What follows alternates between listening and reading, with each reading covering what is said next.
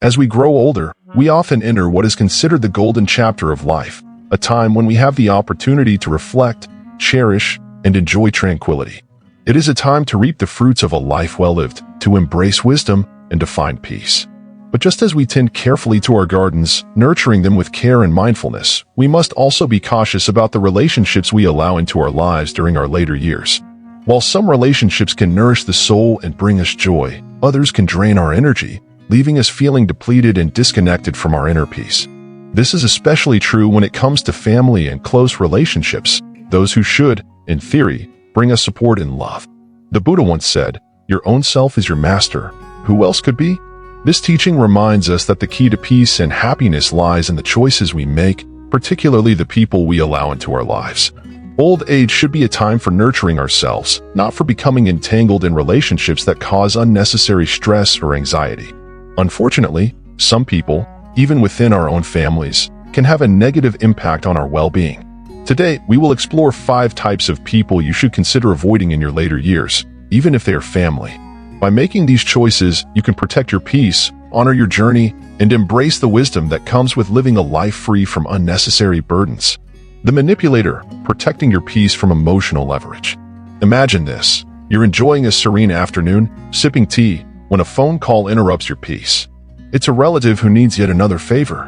At first, you agree, thinking it's just a small act of kindness. But over time, the requests become more frequent, more demanding, and you begin to feel drained, like you are being taken advantage of. Manipulators are often skilled at exploiting the kindness and generosity of others. They appeal to your nurturing instincts and use guilt as a tool to keep you entangled in their web of needs. At first, it may seem harmless. Perhaps you're just helping out a loved one who truly needs your support. But as time goes on, you begin to realize that their reliance on you is less about genuine need and more about convenience. Each favor, no matter how small, begins to erode the sense of peace and balance you've worked so hard to create in your life. The Buddha's teachings on compassion remind us that compassion does not mean enabling toxic behavior. True compassion means offering help while also protecting your own well-being. Setting boundaries is not a selfish act. It is an act of self-respect and mindfulness. Manipulators often escalate their tactics by reminding you of past sacrifices, appealing to your sense of duty and generosity. If you resist, they may accuse you of being selfish or uncaring, turning your kindness into a weapon against you. But the Buddha teaches that true compassion begins within. Without safeguarding our own peace, we cannot offer genuine kindness to others.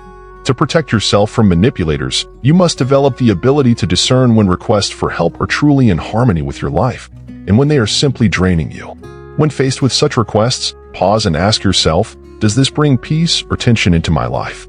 Is this request in alignment with my physical, emotional, and spiritual well-being? Learning to say no is a vital part of maintaining healthy boundaries. It is not about rejecting the person, but about rejecting the imbalance in the relationship.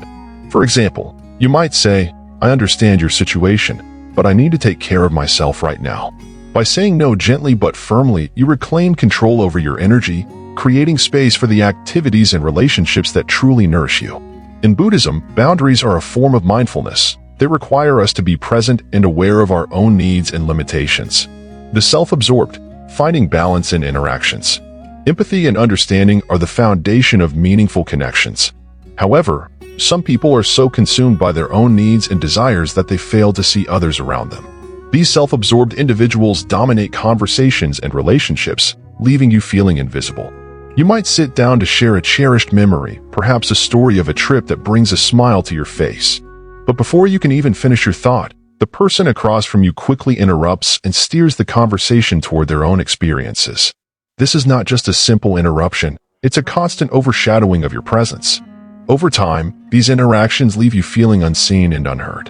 It can feel like your role in the relationship is merely to validate their existence, to reflect their thoughts and emotions back to them, without ever receiving the same in return. The self-absorbed individual is often unaware of the imbalance they create, and while they may enjoy your company, their focus remains inward, preventing them from offering the mutual respect and care that nourishes true connections. In your later years, when you have accumulated wisdom and life experiences, you deserve to be heard. These stories and insights are part of your legacy. Engaging with self-absorbed people requires patience and awareness. When they dominate the conversation, gently redirect the focus back to a balanced interaction. For example, you can say, "I'd like to finish what I was sharing, as it's meaningful to me." This simple reminder helps restore balance without confrontation, signaling that your voice matters just as much as theirs. However, it is important to recognize when such imbalances are persistent and deeply draining. If you continually find yourself in relationships where your needs and perspectives are consistently ignored, it may be time to limit your exposure to these individuals. Seek out relationships with those who truly listen, who appreciate and uplift you, rather than those who see you only as a reflection of themselves. In Buddhism, relationships are opportunities to practice mindfulness and compassion. When you nurture connections based on mutual respect and understanding, you create an environment where both parties can thrive. The Buddha taught that true connection arises from empathy, and that requires us to be fully present in the moment, recognizing and honoring the experiences and wisdom of those around us. Embrace relationships that celebrate your journey, and let go of the ones that leave you feeling invisible. The critic, overcoming negative influence and preserving your confidence. Criticism, particularly when it comes from those closest to us, can sting deeply. The critic is someone who constantly points out your flaws, mistakes, or decisions under the guise of helpfulness. Initially, these remarks may seem benign. Phrases like, "You know," "You really should," or "Have you considered," might sound like advice, but they often carry the weight of disapproval and negativity. Over time, this constant barrage of criticism can slowly erode your confidence, self-esteem, and sense of worth. The Buddha taught that the words of others are like arrows. They only hurt when we allow them to penetrate our hearts. The pain from criticism arises not from the words themselves, but from our attachment to them. When we internalize criticism, we give it power over us. Recognizing this truth is the first step toward reclaiming our peace. We have the power to choose how we respond to criticism, and we can choose not to let it define us. One way to handle criticism is to reflect on the intent behind the words. Are the critic's comments genuinely offering constructive feedback, or are they projecting their own insecurities and fears onto you? Often, habitual critics use criticism as a defense mechanism to avoid confronting their own shortcomings.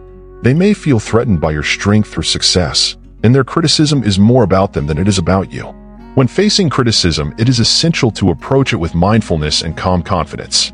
Instead of allowing the words to penetrate and take root in your mind, consider responding with statements that affirm your own choices. For example, "I appreciate your perspective, but I am content with how I've chosen to live my life." This response is both affirming and respectful, setting a boundary without hostility. By calmly defending your choices, you demonstrate that their words do not hold sway over you. In some cases, however, it may be necessary to distance yourself from someone who is persistently negative and judgmental. If a relationship is consistently marked by negativity and judgment, limiting your exposure to such dynamics can be an act of self-care. Surrounding yourself with people who celebrate your strengths and support your journey can help you rediscover the joy and confidence that criticism may have diminished. Imagine a serene moment in your garden, sunlight filtering through the leaves as you tend to your plants. A neighbor's critical remark drifts through the air, but instead of reacting, you smile and return to the task at hand. This image embodies the quiet power of resilience, the understanding that your peace is yours to protect. By embracing this mindset, you honor the life you've built, and your happiness becomes independent of others' judgments. The irresponsible, learning to detach and protect your well-being. The irresponsible person often relies on others to take care of their problems. They may turn to you for emotional or financial support, making promises to change, but seldom following through. At first, their requests may seem reasonable, perhaps a small loan to cover an unexpected expense, or a listening ear during a tough time. You extend your support, believing that your kindness will make a difference. However, as time goes on, you begin to notice a pattern. The requests become more frequent, and the promises of change or repayment become increasingly hollow. The weight of their irresponsibility shifts onto your shoulders, leaving you emotionally, mentally, and even financially drained.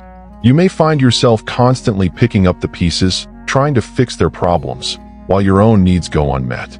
In Buddhism, the concept of karma teaches us that each individual is responsible for the consequences of their actions.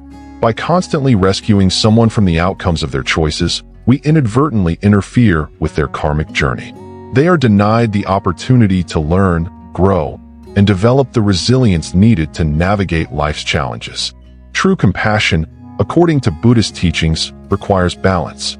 It is not an endless well of sacrifice, but a mindful act of support that respects both yourself and the other person.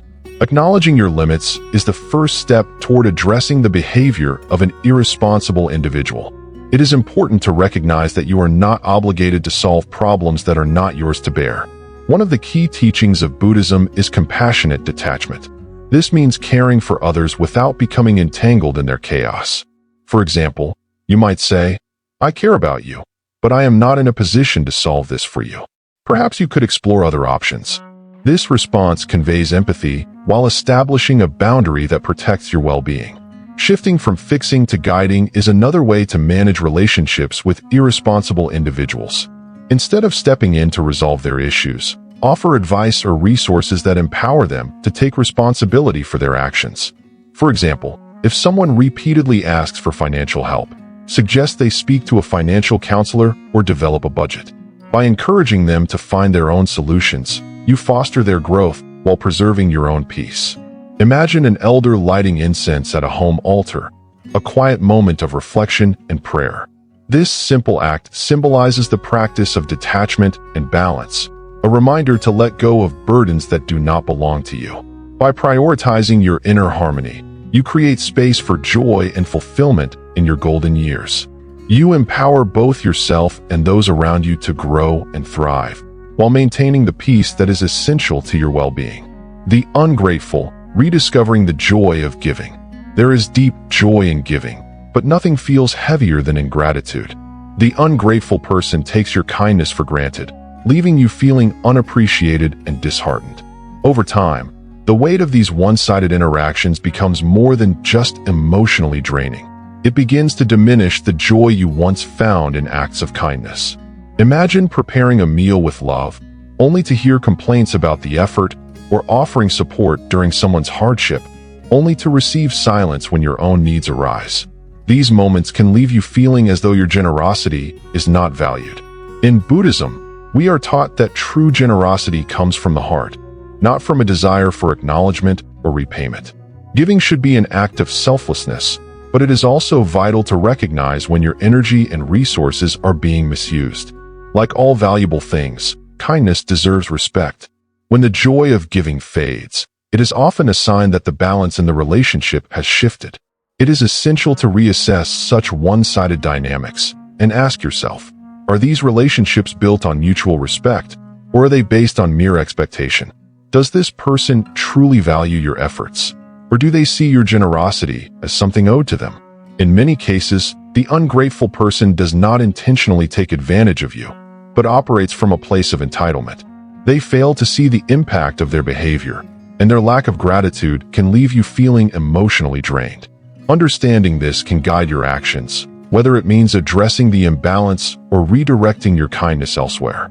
Redirecting your energy toward those who value it can be profoundly fulfilling. Consider giving to causes or individuals who genuinely appreciate and cherish your efforts. Volunteering, for instance, can be a wonderful way to experience the gratitude that comes from meaningful contributions. Imagine an elder at a community center, sharing stories with children or helping organize meals. The warmth of shared smiles and heartfelt thanks rejuvenates the spirit, reminding you of the joy that comes with giving. Acts of generosity should bring peace and fulfillment, not resentment or exhaustion.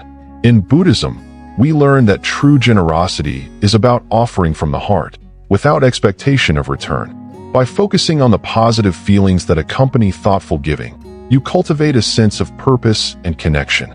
This shifts the focus from the immediate response of others to the deeper, more lasting joy that comes from selfless acts of kindness.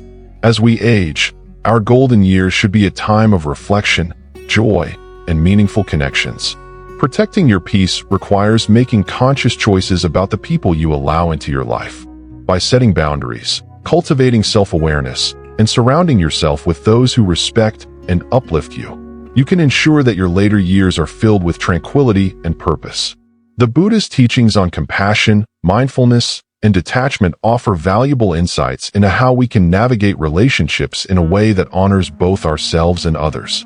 By avoiding the 5 types of people discussed, manipulators, self-absorbed individuals, critics, irresponsible people, and the ungrateful, you can preserve your inner peace and continue to live a life that is rich with meaning, joy, and fulfillment.